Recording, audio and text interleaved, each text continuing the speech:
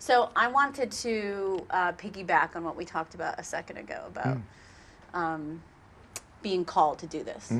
There's so many more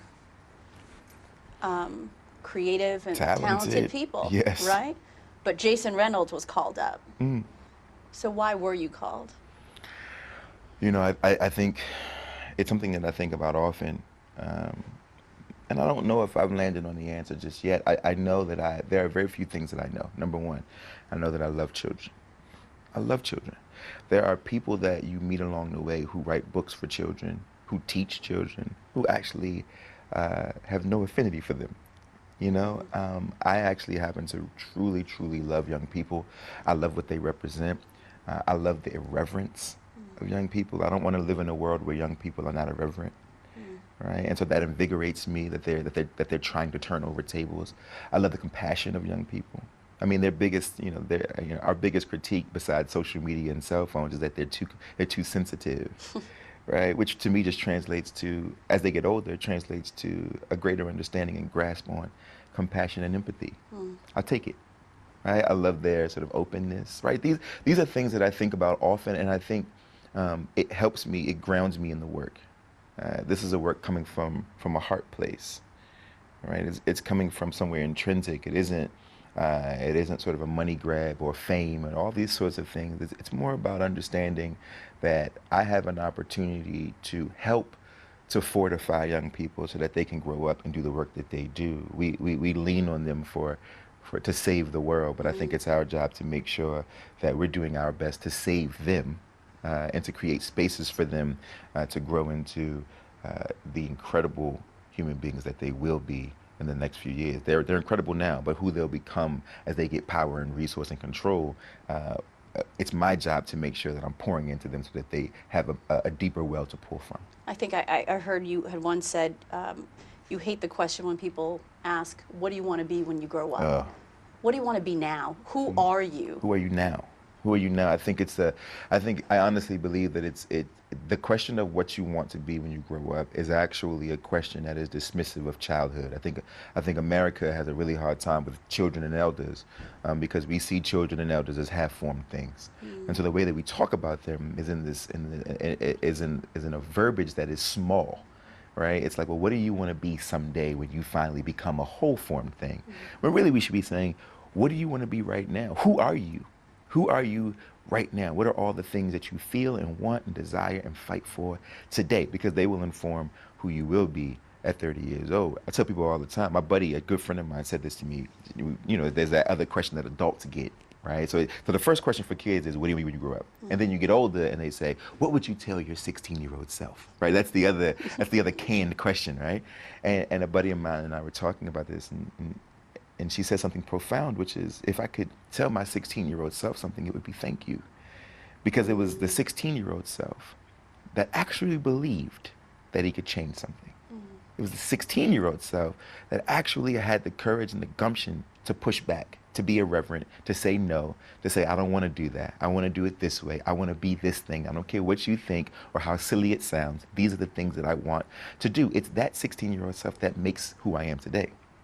So when you were in the back of Bar None, the baby who wasn't allowed to drink, but your big brothers were on stage and you were listening to that poetry, absorbing everything, did you know this is where you would be? You know, it's interesting because I like to say yes, but I don't know if it's true. I think that I was probably wanting it. I mean, that time in my life in general, I think everything felt so kinetic. Everything felt so visceral, right? And you were in a space where you were around all these really talented writers and poets and musicians, and creativity was sort of swelling and brimming at this particular time in DC. And all I knew is that I wanted more of that.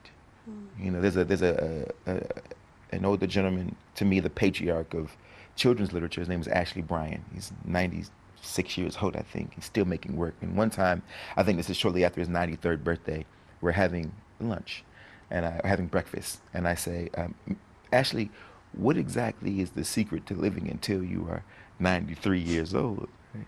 And his response to me was, well, Jason, the truth is that I have absolutely no survival skills. I can't tell you how to stay alive. All I can tell you is that I love to make art. And there's something about that, right? Because that's what it felt like at 15 to be in Bar None. It was like, I don't know how to make this or mold this into something that I could stand on, but I know that I want to at least try. I want to be around it. I want it to be all over me, right? And I think all of us at that time could feel it. It was in the air. It was like electric, you know? So it's well known that you didn't read your first novel cover to cover until you were 17. But that's certainly because you didn't think books spoke to you, to your experience, right? I'm not going to pick on Moby Dick. Let's not talk about Moby Dick again, this New Bedford native. But, you know, not having books that spoke to you, that you could see yourself in the book, in the characters of the book, was real, is real for a lot of young black, brown boys and girls. Oh my when we goodness. grew up. And so did that motivate you to say, you know what, I want to write books that speak to me? Yes. I mean, the argument is always that, like, well, you know, just because a book isn't specifically about black kids does not mean that they can't sort of take things from the book, right? And that's actually a fair argument. But what I would sort of rebut with is people really underestimate the power of detail. What I was looking for was detail. Right? It wasn't that there weren't parallel stories, right? It was that I needed to see the details of my life. I think we really underestimate the value systems that come out of certain communities. I think about, you know, the things my mother taught us as kids about, you know, hey, you know, you make sure your shoes are clean, right? You know, no matter what else is going on, you make sure that your clothes ain't wrinkled and your shoes are clean. This was like a big deal for her. Ma, I got on linen right now, that's why I look like this. Because she's going to see this and be like, you knew you was going on TV, right? But you know, that was this idea of the meticulous nature of so many black and brown households as a way to sort of create force fields for ourselves to move and navigate the world in which we live, right? For better or for worse. Or even thinking about young people today in sneakers. When's the last time a kid's read a book and saw Air Max 95s, Jordan 1s, right? All the things that they love. It's their value system. Whether we like it or not, whether we deem it as healthy or not, none of those things matter when it comes to figuring out how to engage young people with literature and furthermore with literacy. Right? And so if you have to put their cultural details, their generational details in the story as a way to let them know that they're being seen, it doesn't matter what your value systems are if it means that we're going to create literate young people who happen to be black and brown. You said that when you sometimes walk into a room and people don't know you're Jason Reynolds, the author, they're usually surprised. Oh my goodness. Is that him? Of course, especially kids who are coming from black and brown communities. He looks like me. He looks like me, because in their minds, a writer has on a corduroy blazer with elbow patches, right? Who has on khakis, right? Writers basically look like different versions of government workers, you know what I mean, as far as they're concerned, or look like they're teachers, right? Or whatever it is, and so stereotypically they're teachers, right? And so I'm in the room with a t-shirt and sneakers and a pair of ripped up jeans, tattoos, locks, right? And talk. I talk like them because I live in the neighborhood with them. Right, and because I'm of them, I'm of that culture and that community, and I don't feel like I should have to couch any of those things. I speak in the same language that they speak in when they're home, and when they're on the corner with their friends, or when they're in the classroom with their friends, as a way to let them know that this is a space where you and I can connect. This is a space where you and I can engage, and you need not feel small because of the things that feel natural to you, because they also feel natural to me. And so if you can look at me as sort of a totem to say, well, look, if all these things that I feel, he also feels, and he gets to do this, then I get to do this as well, right? It's an incredible experience, but it's jarring at first. It's like, wait, you write books? Wait, you get to travel? You've seen the world? I've seen the world. And you look like that? And I look like that. Like you. You know? And you've had those conversations. Oh, yeah. So how do they start and how do they finish? They always start with it usually starts with a teacher. A young person sort of, you know, leans over and whispers to the teacher, like, I didn't know, like, that's what he looked like. Or they'll see me walking down the hall, and you'll see them all sort of like they'll start skittering in there, you know, skittering about and whispering to the teacher, like, I think, is that him? Is that what that's what he looked like? That's him, you know. And then usually, you know, after they've sort of realize that it's me, and they get over the initial shock and the shyness of it all, you know, I like to just cut it. We can cut the tension and, like, you know, yo, man, like your sneakers. You know, then it's a whole other thing. Right? Then it becomes like, oh, he's validating me. Right? He's affirming the choices that I've made. He's seeing me. Because we underestimate those little things. Like, it does matter that I pay attention to this kid's sneakers, right? Because even though it may not be me looking in his face saying, I'm looking at you, it is I'm looking at you. For so many of us, we use these as our tools, our weapons, our shields and force fields. We use these as our bargaining chips and leveraging points, right? Like our sneakers and our clothes and these things that we could, of course, argue later on down the line have less value or more value. At 15 years old, being told that somebody who you think is in a different place and is bigger than you likes something about you, right? A decision that you chose those, a decision that you made. I think we really sort of we make light of just how incredible it is. I mean, think about it from we could put it in any other context. Think about what it would be like if one day you happen to you're 15 and Judy Blume or Rihanna or First Lady Obama, former First Lady Michelle Obama, comes in the room and says, yo, man, where you get them shoes from? Like, really think about what happens in that moment. It's like it's like you got the glow, right? And I think it's cool to give them that. Listening to you say that, I can't help but think about Karan Brown, who was the little 11-year-old who was killed in D.C., and his friends, who don't feel like they're being valued or seen. Not to take it to that level, right? But I think it is kind of an extension of valuing, validating a young person through through literature, right? And then to keep them away from violence, or just to let them know that there's an option out there. You know, I think my job as a writer is it's interesting, right? Because I'm always careful about putting too much of a premium on the thing that I make. This is a piece of art. It will not save the world, and I have to know that. What it can do, though, is it can provide a space for young people to tell their secrets. I have an opportunity to say the things in these stories that many of them may feel. I have an opportunity to put young boys in positions of humility, right? Positions of fear and anxiety and insecurity and uncertainty, things that they feel as human beings, as human children, but can't always express based on environment.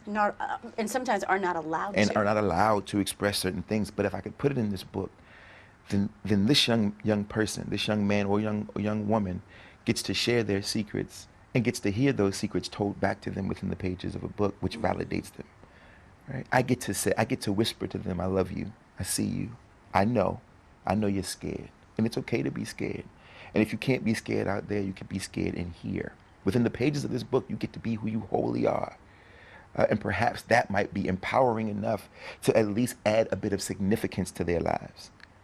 Right? Because the issue isn't that young people are, that they hate the world, right? That's not the thing. It's that there are so many young folks who who feel insignificant, and that's not their fault. We fail.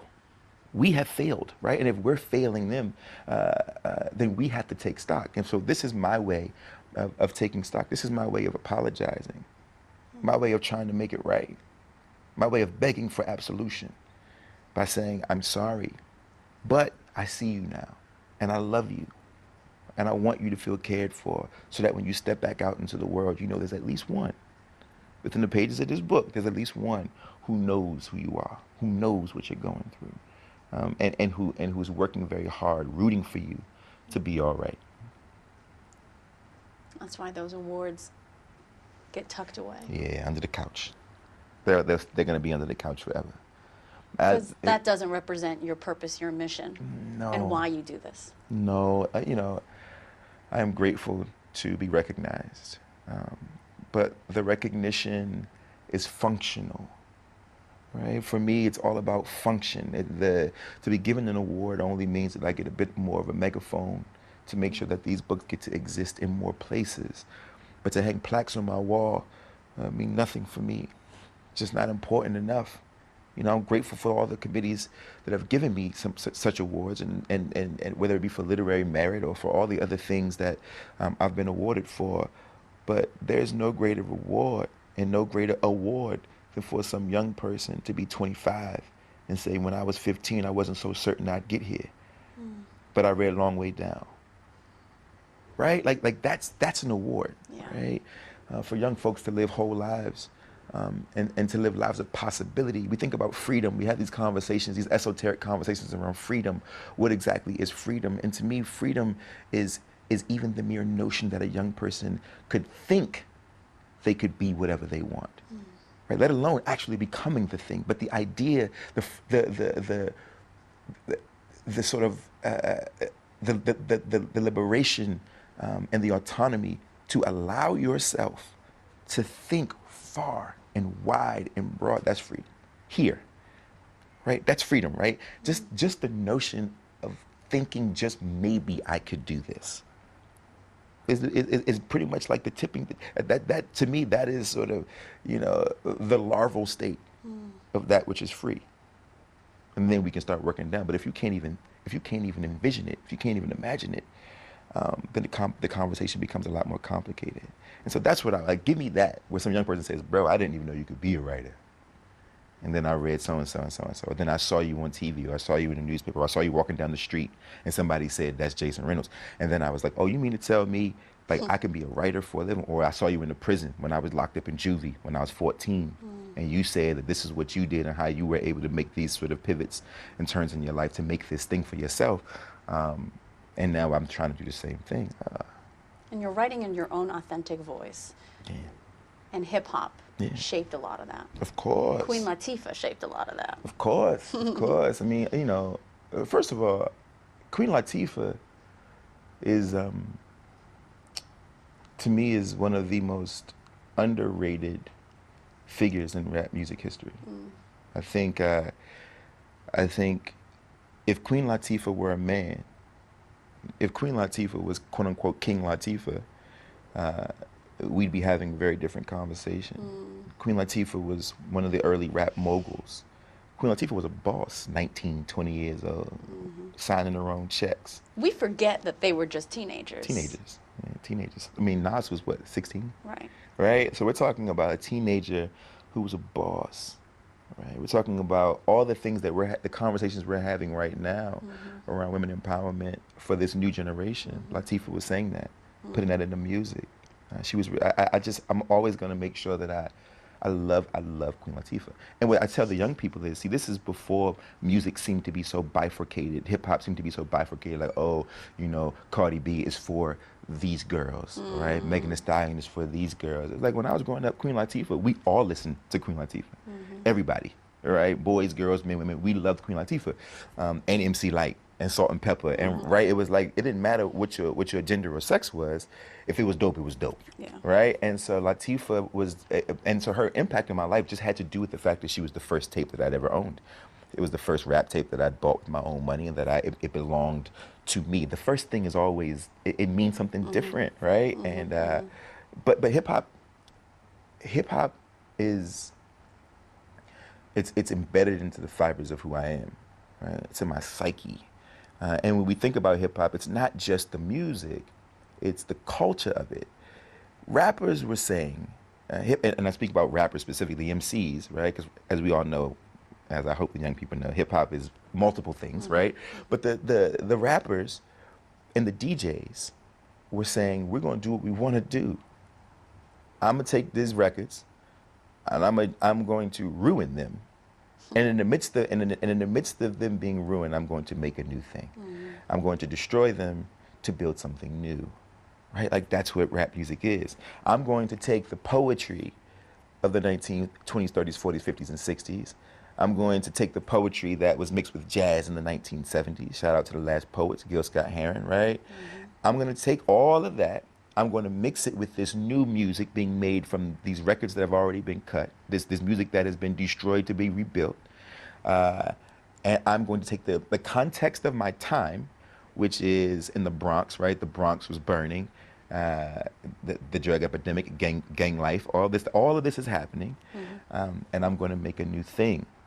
That's my life, right? Every day of my life is a day of destruction and construction.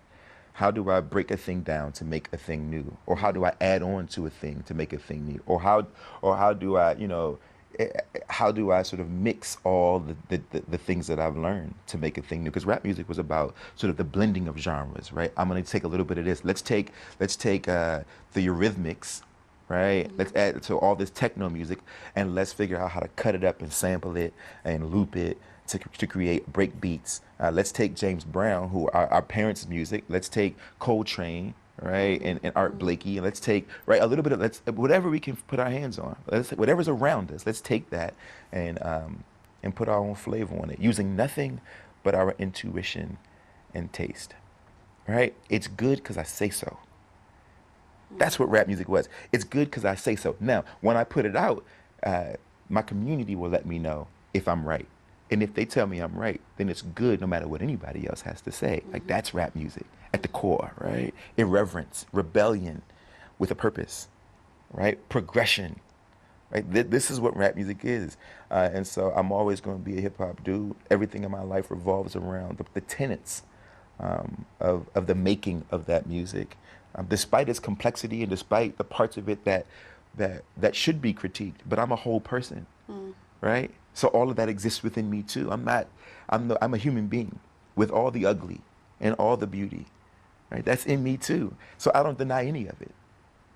We got to have a little bit of this and a little bit of that, and all of that makes up who we are. It doesn't mean that we should live unexamined lives.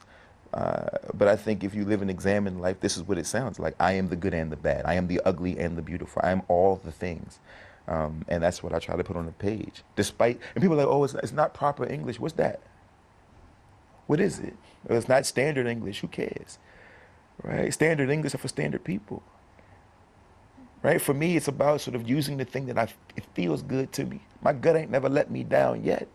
And we should let young folks know that the language that you speak in your homes is not a lesser language. It's a cultural language, and it has value. It's value. Only in America do we do this, by the way.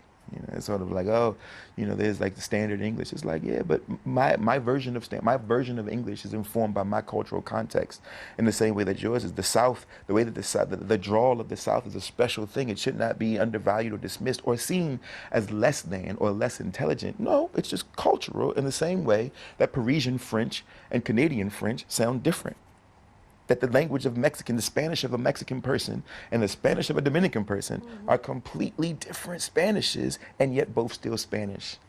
Both still Spanish. So in English, it's the same thing. And if we could tell young people, guess what? Your version of English is valuable, and that it'll be easier to teach a standard. You can teach a standard without dismissing that which is colloquial and cultural. That way, you don't have to convince a young person that their language is bad, which in turn says their culture is bad.